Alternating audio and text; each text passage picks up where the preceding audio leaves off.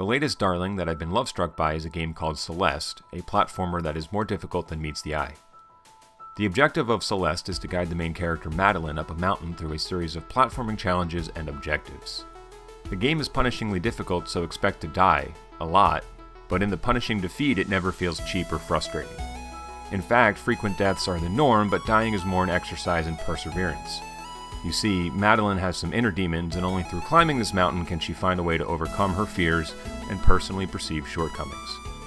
There isn't a traditional villain or boss, although there are boss battles per se, but instead you and Madeline are driven only by self-fulfillment, a sentiment that makes you and her one.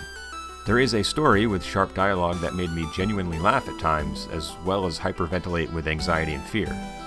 The gameplay itself involves a simple moveset that grows slowly over the course of the game's 8 levels, but never gets so complex you'll forget how to use it.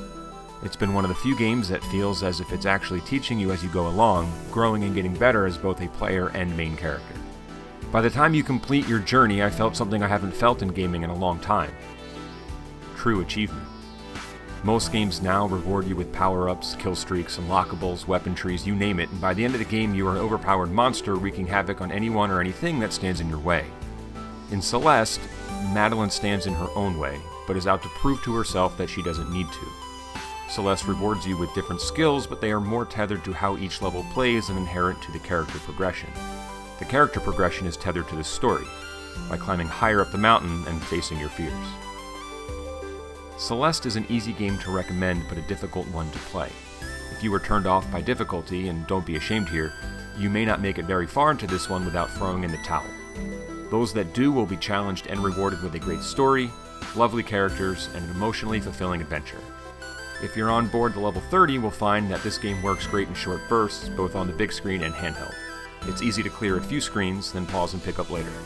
I myself found that I would clear a stage in one sitting, then feel content enough to put the game down for a while. It won't suck a ton of your time, however, as the main game was cleared in just under 9 hours, although I did die a little over 1,800 times. Well worth it though, as this game is an experience I haven't been able to stop talking about and want as many people to experience as possible.